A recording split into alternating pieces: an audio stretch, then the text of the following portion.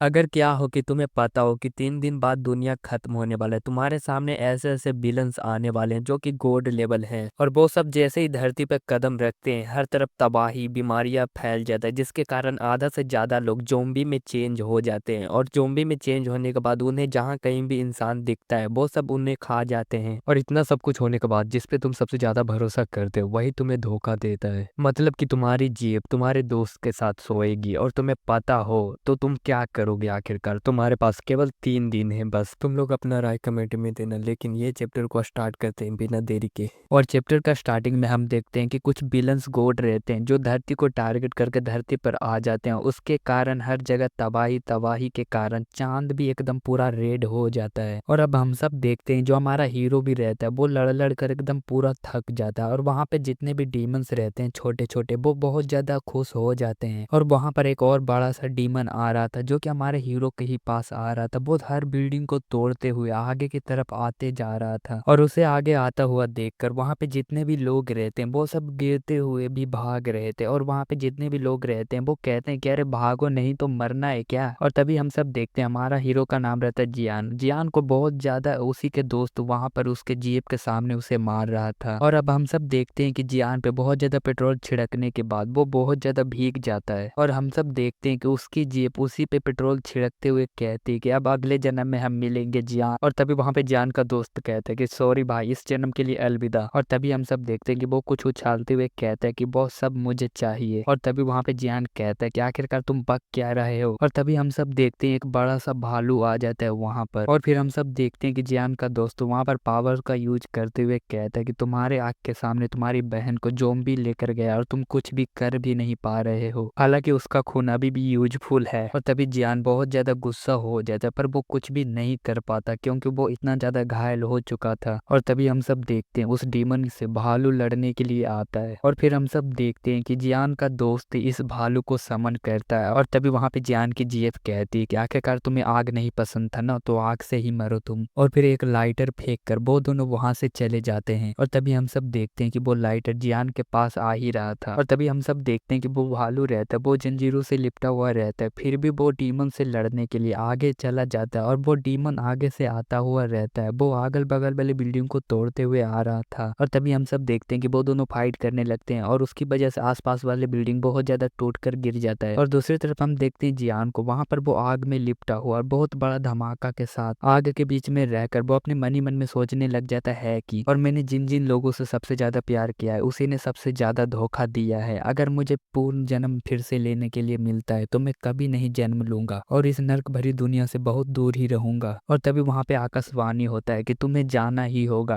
और तभी हम सब देखते हैं कि वहां पे जो हमारा हीरो रहता है जियान, उसका राइट आंख में सुनहरी कलर का लाइट आ जाता है और वो होता है शायद इस आग की वजह से। और तभी वहां पे जियान का हार्ट बहुत तेज तेज से धड़कना स्टार्ट हो जाता है। और तभी हम सब देखते हैं कि वहां पे जियान बेड पर से उठता है तो फिर कहता है कि आखिरकार ये चल क्या रहा था, आखिरकार मुझे किसी भी प्रकार का निशान क्यों नहीं है। हालांकि ऐसा हो सकता है कि कोई सपना था, नहीं ऐसा नहीं हो सकता, लेकिन क्योंकि जो नजारा और आवाज मैंने सुना है वो सब कुछ सही था। और तभी फोन का बटन दबाकर वो डेट को देखता है तो 1 जुलाई 2028 लिखा रहता है। और जियान तारीख को देखकर कहता है कि आखिरकार दुनिया खत्म होने से पहले मैं 3 दिन पीछे आ गया हूँ। ये सब वो कहते हुए वो शीशे के पास जाता है और कहता है कि ये सब कुछ फिर से शुरू होने वाला है क्या, वो और फिर से स्टार्ट होगा। और तभी वो शीशे में देखता है कि उसकी दाहिनी आंख सुनहरी कलर की हो गई है और कहता है कि आखिरकार वो ही आग की वजह से हुआ है जिस आग में मैं जल रहा था। तभी वो फिर कहता है कि आखिरकार चलो 3 दिन बाद ऐसे भी दुनिया खत्म होने वाला तो मैं थोड़ा घूम फिर लेता हूँ। उसके बाद वो तैयार होकर अपना दरवाजा खोलकर बाहर निकलता है और फिर चलते हुए सोचता है कि 3 दिन बाद यहाँ पे वॉर स्टार्ट हो जाएगा और वैसे भी 3 दिन बाद दुनिया का अंत होने वाला है और जितने भी लोग हैं वो सब जोम्बी में चेंज हो जाएंगे। हालांकि इंसान के बीच में ऐसे ऐसे लोग आएंगे जिनको ये सब जानते भी नहीं है और ये इनके लिए बहुत खतरे की बात होगा उनसे लड़ना। और मुझे जिंदा रहने के लिए अपने लिए कुछ तो करना ही होगा। और सबसे ज्यादा बुरा मुझे तब लगा जब मुझे मेरी जीएफ और मेरे सुईजुन दोस्त ने सबसे ज्यादा जिस पे भरोसा किया उसने ही मुझे धोखा दे दिया। इतना कहते ही वहां पे उसकी जीएफ रोलन का कॉल आ जाता है और तभी जियान को याद आता है कि मैं तो टाइम से पीछे आ गया हूँ, इसीलिए अभी मुझे कुछ भी नहीं पता है तो बात करना तो पड़ेगा ही। और कॉल को जैसे ही उठाता है जियान यहाँ पर, जैसे उसकी जेब कहती है कि क्या तुम्हें ब्रेकअप करना है, इतना टाइम क्यों लगाते हो कॉल उठाने में। आखिरकार इतना सुनते ही वहां पे जियान अपने मन ही मन में सोचने लग जाता है कि आखिरकार इसे थोड़ा भी गुस्सा दिलाता हूँ तो ये हर बार ब्रेकअप ब्रेकअप करती रहती है और अब मैं उसके छोड़ने से नहीं डरने वाला। और तभी उसकी जेब फिर से कहती है कि तुम अपनी गलती को मान लो। और तभी वहां पे जियान कहता है ठीक है। तभी उसकी जेब कहती है कि आखिरकार कहना तुम क्या चाहते हो। और तभी वहां पे जियान कहता है कि मैंने कहा ब्रेकअप कर लो क्योंकि मैं बहुत ज्यादा थक गया हूँ और तुम बहुत ज्यादा घमंडी हो और इसलिए अलविदा।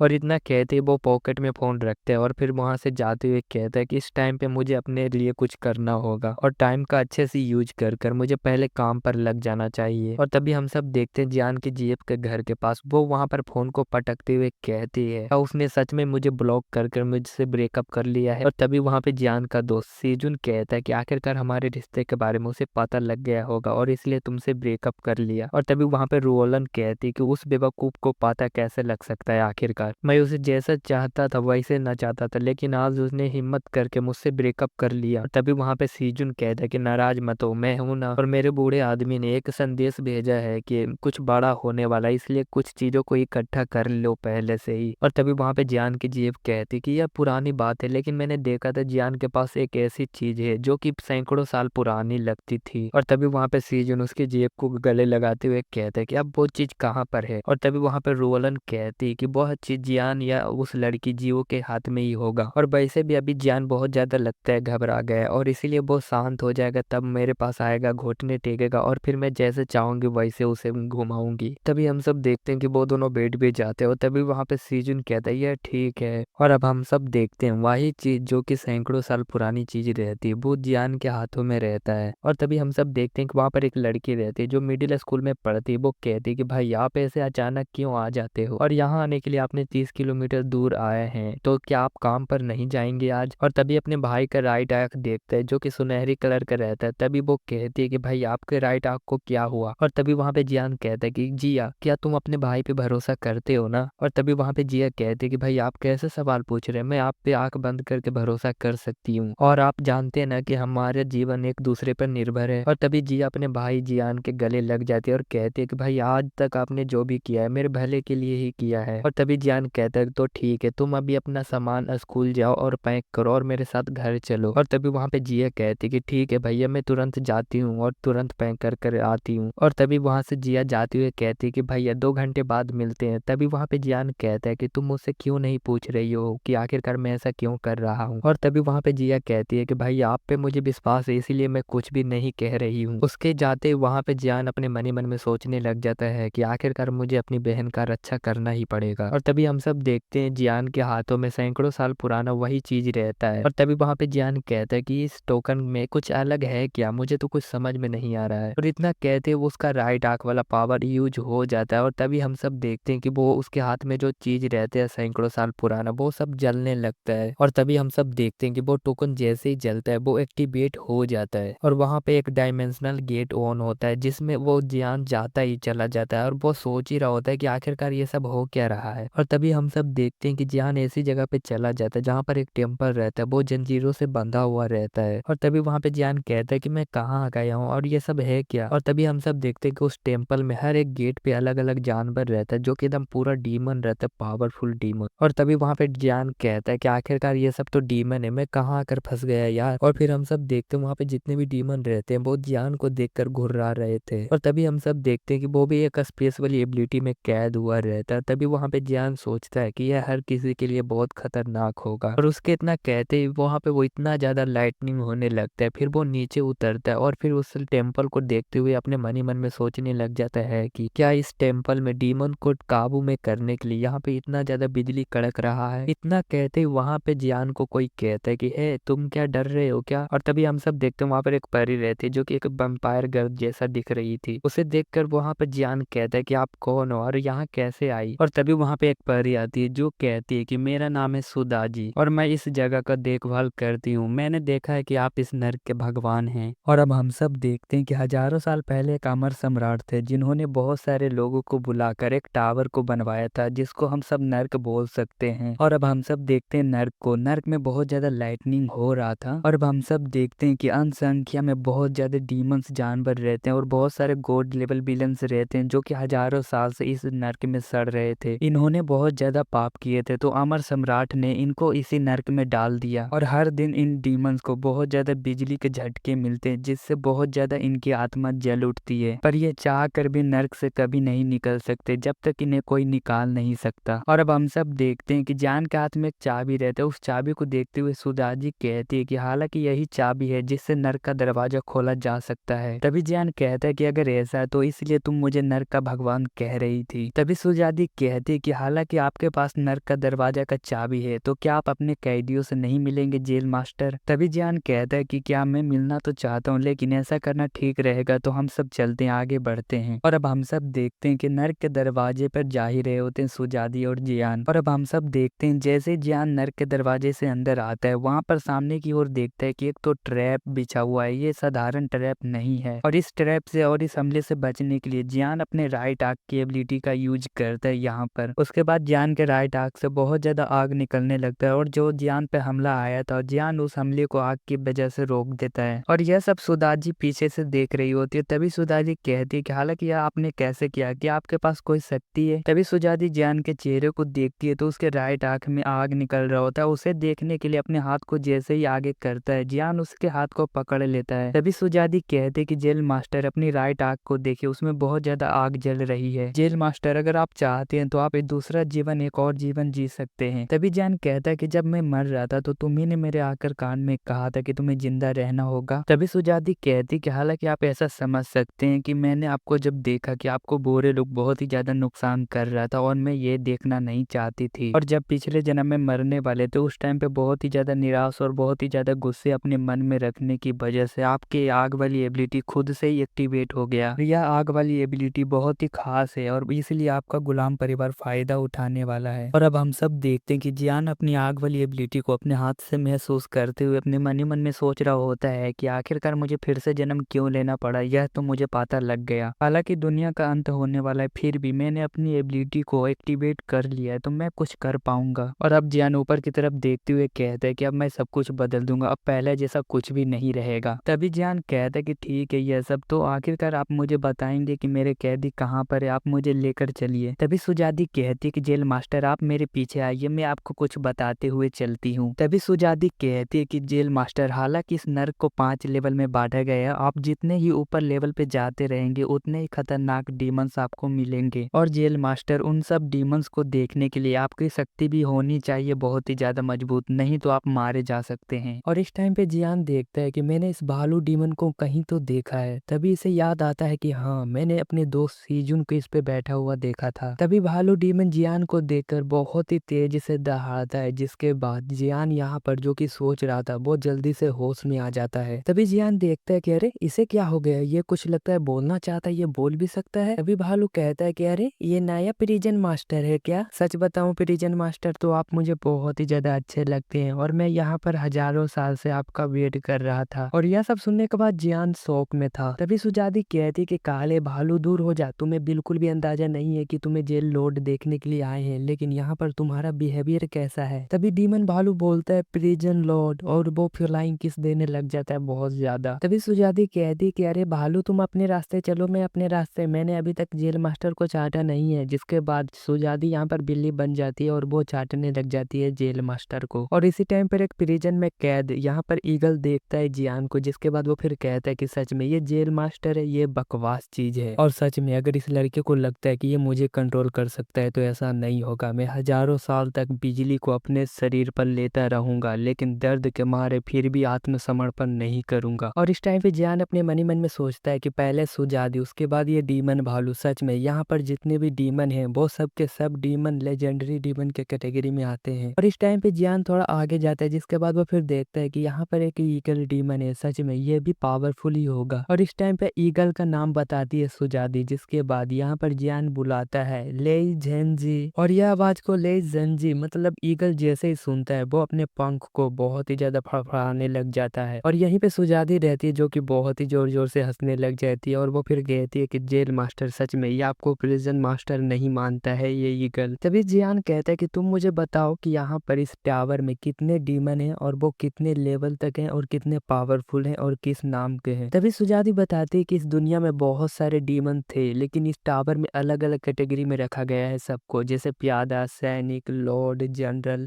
फाइटर, किंग, गुरु और भी यहाँ पर बहुत सारे लेवल के डीमन है प्रिजन लॉर्ड। लेकिन मैं आपको बता दूं प्रेजेंट में जितने भी जनरल डीमन कैटेगरी में आते हैं वो सब के सब आपके सामने नीचे वाले हैं। और प्रिजन लॉर्ड मैं यही कहूंगी कि आप जितने ही ऊपर जाते रहेंगे टावर के आपको उतने ही पावरफुल डीमन आपको मिलेंगे। और जो सबसे लास्ट है मतलब गुरु मतलब संत जो है वो सच में बहुत ही ज्यादा पापी है, वो किसी को भी खत्म कर सकता है। और प्रिजन लॉर्ड मैंने देवी नुवा के मुंह से यह भी सुना था कि इस दुनिया में भगवान भी रहते थे लेकिन वो समय के साथ गायब हो गए। लेकिन प्रिजन लॉर्ड मैं यही जानती हूँ कि आप बहुत ही ज्यादा मेहनत करेंगे और पूरे जेल को आप कंट्रोल करेंगे। अभी जियान कहता है कि मेरे अनुमान से यह टावर काफी ज्यादा पावरफुल है और यहाँ पे नीचे वाले डीमन सभी जनरल कैटेगरी में आते हैं और ये सब भी बहुत ही ज्यादा पावरफुल है। लेकिन यहाँ पर टॉप पर कौन होगा मुझे जानना ही होगा। और इस टाइम पे जियान अपने मन ही मन में सोचता है कि ये जेल मेरा है और मैं इसे कंट्रोल करूंगा और फ्यूचर में जाकर ये मेरा पावर बनेगा। अभी सुजाती बताते हैं कि प्रिजन लॉर्ड आप अभी इसी लेवल पे जा सकेंगे लेकिन आपके पास बहुत सारे सोल को जब आप अब्जॉर्ब कर लेंगे उसके बाद और भी ज्यादा ऊपर जा पाएंगे। हालांकि जब जियान बहुत सारे जोम्बी या तो बहुत सारे म्यूटेंट का शक्ति जब अब्जॉर्ब करेगा तो और भी ज्यादा पावरफुल बन जाएगा। और इस टाइम पे जियान धरती पर आ जाता है जिसके बाद वो अपने मन ही मन में कहता है कि 3 दिन बाद मेरे सामने बहुत सारे डीमन गॉड आने वाले हैं और उन सबको मारने के बाद मैं उन सबकी एबिलिटी को अब्जॉर्ब करूंगा और इसीलिए मुझे अब से तैयारी शुरू कर देना चाहिए। अब हम सब देखते हैं कि जियान यहाँ पर कैंपस की ओर में चला जा रहा था और ये एक बहुत ही पुराना सड़क है। और इस टाइम पे जियान अपने मन ही मन में सोचते हुए जा रहा था कि पिछले जन्म में यहाँ पर किसी ने एक रस्सी खरीदा था और उसके बाद वो बहुत ही ज्यादा पावरफुल साइकिक बन गया था। और जहां तक मुझे याद है कि वो रस्सी यहीं कहीं रहना चाहिए क्योंकि मैंने देखा था उसे। और इस टाइम पे जियान हर चीज को आगे देखते हुए जाता है कि कौन चीज पुराना है, अगर वो पुराना चीज है तो वो मेरी आंखों से नहीं बच सकता। और इसी टाइम पे जियान का दोस्त सीजुन सीजुन के पापा यहाँ पर आ जाते हैं जिसका नाम है सोंग तियान। वो एक बूढ़े इंसान के साथ आते हैं जिसका नाम है हुआंग। तभी सोंग तियान देखते हैं कि यहाँ पर तो ये जियान है, ये यहाँ पर क्या कर रहा है। और इस टाइम पे सोंग तियान कहते हैं कि मैंने अपने बेटे सोंग सीजुन को कहा था कि तुम जो भी दोस्त बनाना अच्छे दोस्त बनाना जो तुम्हें फ्यूचर में काम दे। लेकिन सीजुन ने मुझे बताया था कि ये लड़का बहुत ही ज्यादा वफादारी करता है एक कुत्ते की तरह। इस टाइम पे सोंग तियान सोच ही रहे थे तभी उसके पीछे रहते हैं हुआंग। वो कहते हैं कि क्या हुआ मिस्टर सोंग। तभी सोंग तियान कहते हैं कि कुछ नहीं हुआ हुआंग, यहाँ पर बस आप देखिए कि यहाँ पर कौन बहुत ही पुरानी चीज है, उसे हम जाकर खरीद कर लेकर जाएंगे। और वैसे भी हुआंग मैं जानता हूँ आप पुरानी चीजों को अच्छे से देखकर पहचान जाते हैं कि वो पुरानी चीज है, चलिए हम सब खरीदने के लिए चलते हैं। तभी हुआंग हंसते हुए आगे बढ़ते हैं जिसके बाद वो फिर कहते हैं कि चिंता मत करिए मिस्टर सोंग, मैं हूं ना, मैं यहाँ पर ढूंढूंगा। और इस टाइम पे सोंग तियान अपने मन ही मन में सोचते हैं कि कुछ दिन पहले मैंने घर में एक पूजा करवाया था जिसके बाद मैंने एक सपना देखा और उस सपने में मुझे एक पुराना चीज मिला था जिसके बाद मैं कुछ और बन गया था और इसीलिए मैंने आज हुआंग को यहाँ पर लेकर आया है, यहीं पर है वो पुराना चीज। और इस टाइम पे हुआंग का नजर जाता है एक छोटे से मटके पर जिसके बाद वो फिर कहता है कि हाँ वो पुराना चीज है। और इस टाइम पे हुआंग जो कि एक बच्चे की तरह दौड़ते हुए आ रहे थे लॉकी मिंग को खरीदने के लिए, तभी हुआंग से पहले लॉकी मिंग को कोई और ले लेता है अपने हाथों में जिसके बाद हुआंग कहता है कि नहीं बच्चे इसे रख दो। लेकिन वहां पर वो लड़का कहता है कि आप इसे कितने में बेचना चाहेंगे। और इस टाइम पे जियान को देखकर दुकानदार अपने मन ही मन में सोचता है कि ये मछली मेरे जाल में फंस गया है। जिसके बाद दुकानदार कहता है कि देखो ये लॉकी मिंग राजवंश